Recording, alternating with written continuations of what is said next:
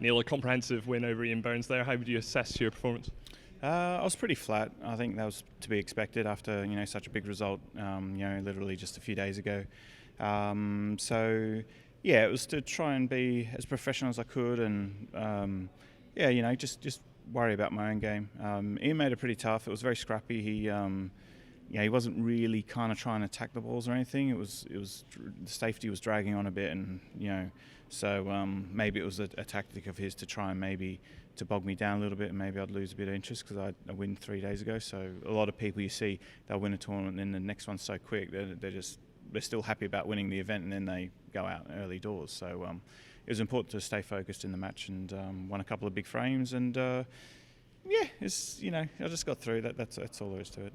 Were you surprised he had that approach? You obviously had that remarkable match at the Welsh Open a couple of years ago where I think you made 3 centuries and I don't think missed a ball and lost 4-3, but obviously it's a different story today. Yeah, I think maybe he doesn't feel as good about his game as what he did then, and maybe that's why, because usually he's quite an aggressive kind of player, but I think he tried something different today, so I can't fault him for that. But I would have thought that for the last 32, with me winning a tournament a couple of days ago, that he probably would have been a bit more attacking, I think. Obviously a fantastic win last week, a kind of historic 9-0 victory in the final. Just how fondly will you reflect on that in the end of your career? To win 9-0 in the final is quite a remarkable achievement. Yeah, I'm still kind of like buzzing about it, really. I think it's not so much winning the tournament itself, although that's absolutely fantastic, and I keep that streak going of like 15 years in a row winning a tournament. It's got like carrying ranking points, and but to win a final 9-0 is just absolutely amazing. And I wasn't aware actually until I was 8-0 up. I saw a couple of people say that Steve Davis was the last person to do it in 1989, and in fact he's the only person to do it. And then so to join that group, it's very, very special. I know you were saying it was slightly mixed feelings when you came off the table. I know you said that Kobe Bryant was one of your sporting heroes, so it must have been kind of very difficult to see his passing after the match. Yeah, it was only when I went to actually post about my win. Actually, I just went on to Twitter to I think I grabbed like a picture of me winning the trophy, and then I was going to put the picture of myself winning the trophy, and then say some nice things about people supporting me and stuff like that. And then I seen like rest in peace Black Mamba or something like that, and I thought that can't be right. I thought it was some kind of like sick joke. I thought is this how far social media's come now, that we're actually joking about people actually dying?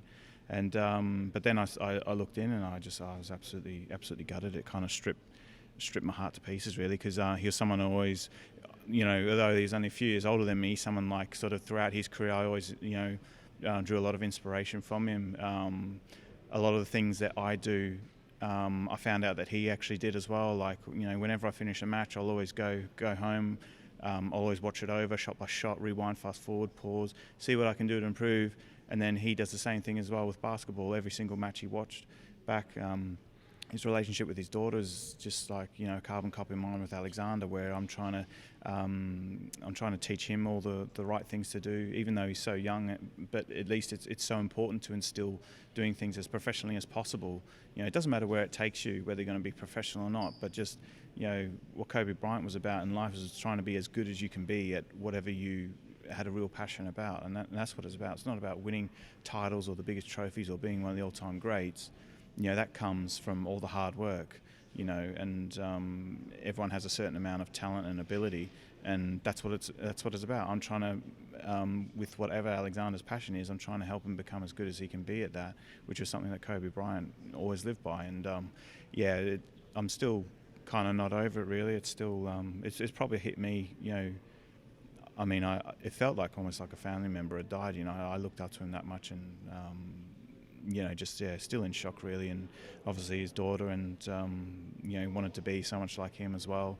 And then obviously everyone else on the helicopter as well. So just one of those really awful things that comes around every now and again. And it's important to try and live your life as he would want everyone to. He wouldn't want everyone to mourn so much and stuff like that. He would want everyone to try and be as good as they could be.